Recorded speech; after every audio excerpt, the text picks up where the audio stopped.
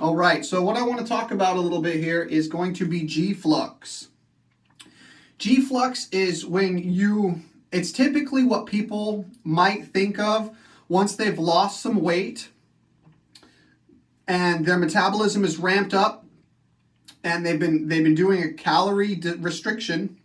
They've been restricting their caloric thermal units, and they are now attempting to kind of like work out less, basically. And what we don't take into account with G-Flux is that our body and our metabolism is now ramped up.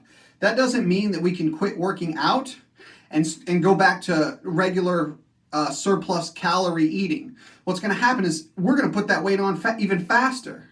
So it's the equivalent to revving up a car and it's running lean with like not as much gas. The car is running hot, right? And then we take our foot off the accelerator, the idle drops, and then we stuff double the gas in it. It doesn't even make sense. What the body will do is it'll go back to storing fat. It'll do it really good. So G-Flux is something that happens when we are exerting physical exercise and our metabolism is running high and we're doing good. We want to bring those, we have to kind of bring calories back in. We can't always live in a caloric deficit. We're going to bring those calories back in, but instead of reducing the workload, we're going to up it just a little bit more as we can so that the metabolism doesn't back off, okay? We need to continue to feed the metabolism and exert force and energy. And a lot of this stuff is mental conditioning, you guys. Like we treat the body rigorously so that it does not disobey the mind. Okay? So the mental state can be easily determined when you look at an individual because their whole body is manifesting their level of self-discipline, their willpower, their ability to do things that they don't want to do. We can see all that manifest in physical form. We have thoughts, then we have the brain and the mind, and then we have the body.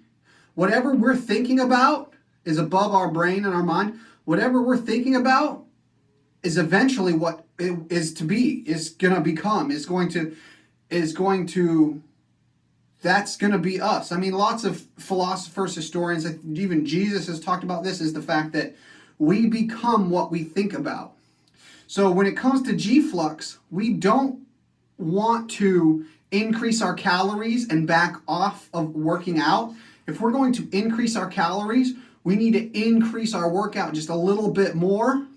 We can obviously drop the intensity in times when we need to, but we definitely don't want to overshoot that caloric surplus. And a lot of us get it twisted. Like literally, one slice of pizza is the tolerance. Like literally, pick your smallest slice of pizza of your favorite place.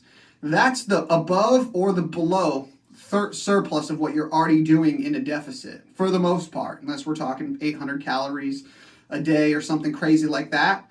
But like the average person, if they just ate one extra slice of pizza and worked out extra hard, they're going to be in that surplus and hopefully burn that while keeping their metabolism as an organism revved nice and high. Now, if we're going to go into a deficit, we're just going to remove that slice of pizza. That's going to be like 350 calories. Mostly carbohydrates, okay? So keep in mind that there's not much tolerance for the whole G-Flux thing, and that when we're coming out of a deficit and we've burned some weight and we're doing good, that it's very important to know that that tolerance, that margin, that room for error is literally a slice of pizza, okay? All right, I hope that helps. Peace.